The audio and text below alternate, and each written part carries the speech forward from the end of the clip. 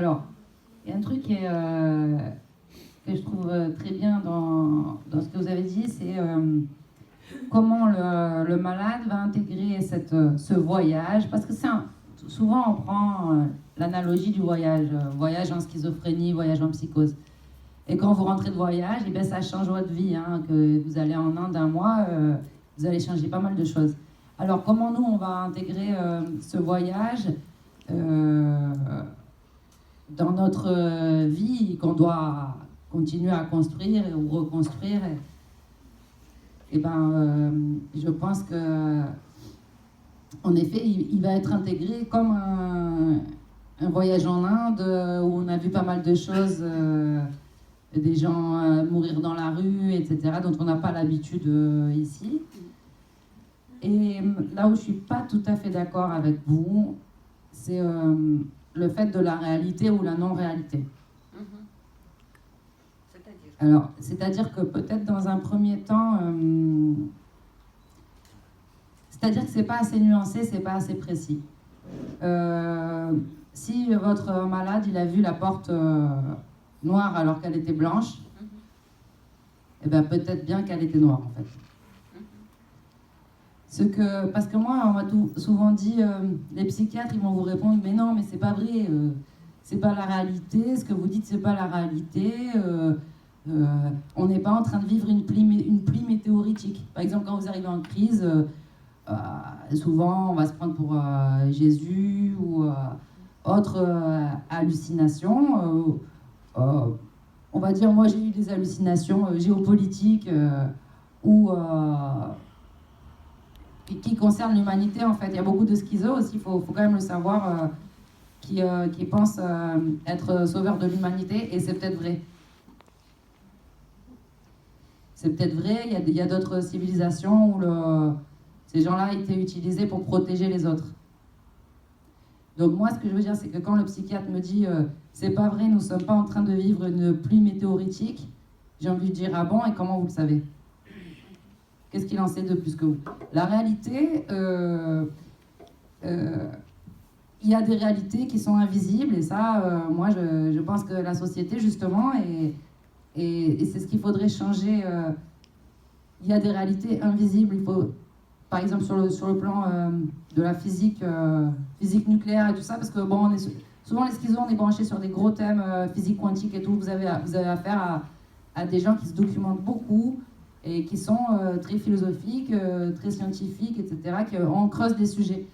Bon, alors les scientifiques en physique quantique, peut-être vous n'avez pas le temps de le creuser. Nous, on consacre notre vie à faire ça. Eh bien, le monde physique dans lequel on vit, sur le plan de la recherche en physique nucléaire et compagnie, le monde physique, c'est-à-dire la table, les choses telles que nous on croit dans notre réalité, représente 5%.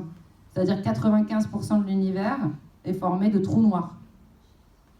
Et le trou noir, on sait juste on ne sait pas ce que c'est, on sait juste qu'il n'est pas fait de... c'est pas un monde organique, c'est-à-dire carbone, oxygène, hydrogène, c'est pas le monde physique. On sait juste que 95% de l'univers est fait d'une chose qu'on ne connaît pas. Donc, pour revenir à la réalité, l'invisible, visible, oui, comment on va intégrer ça dans comment on va intégrer ce voyage?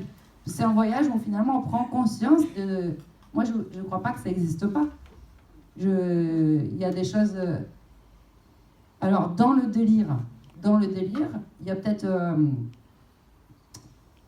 peut-être une partie qui est vraiment de l'imaginaire pur, et il y a peut-être une partie qui est finalement réelle dans l'invisible.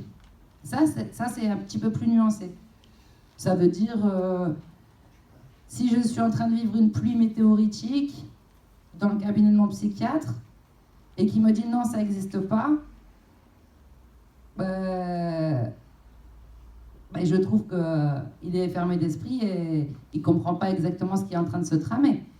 Parce que j'ai envie de lui dire, mais docteur, mais nous vivons des pluies météoritiques sans arrêt, le savez-vous, sur la planète? Savez-vous qu'il y a des gens à la NASA dont le métier certainement est d'observer et de prévoir quand on va se prendre l'énorme météorite dans la tronche et comment ils vont la dégommer. Parce que ça, c'est une réalité. Parce qu'on ne le sait pas, parce qu'on n'est pas ingénieur à la NASA.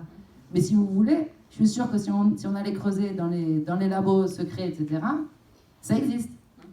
Sauf que, donc, la réalité, elle est là. Elle est palpable, elle est là. Sauf qu'elle est invisible, mais elle est là. Mais moi, je la vois. Donc, c'est pas irréel. C'est qu'on n'a pas tous accès. Donc, ça, alors là, on est dans un niveau, on est dans la phase, disons, la plus... Oui, et ça peut faire peur. C'est effectivement des choses qui peuvent effrayer. D'abord, le malade qui le vit, le psychiatre qui essaye de s'en détacher en disant « Mais non, on risque jamais de se prendre une météorite, vous dites n'importe quoi, mon vieux. » En fait, le risque, il existe. Et si je vous le dis comme ça rationnellement, vous allez tous dire « Ah ben ouais, peut-être, parce que je suis pas en crise. » Mais si je le dis en crise, non. Ben alors, et le type qui est en crise, il n'aime pas trop qu'on lui dise que ce qu'il dit c'est n'importe quoi, parce que c'est pas vraiment n'importe quoi. Donc il y a cette nuance sur la réalité, ce qui est réel ou pas réel. On n'est pas capable, personne dans son individualité est capable finalement de le dire. C'est... D'accord, donc On va laisser Oui, parce que finalement, j'ai la réponse même qui est sortie de votre livre. Mais finalement, bon, d'abord arrivé à cette réponse sortie de votre livre, je voulais dire, c'est vrai, il y a aussi cette idée en psychiatrie, moi je pense que voilà, c'est une bonne idée, je suis d'accord avec ça, il y a la vision de choses, ça concerne les filtres de civilisation. Bon, c'est un de mes thèmes préférés, bon, j'essaie d'être courte. Les anciens psychiatres, ils ont parlé exactement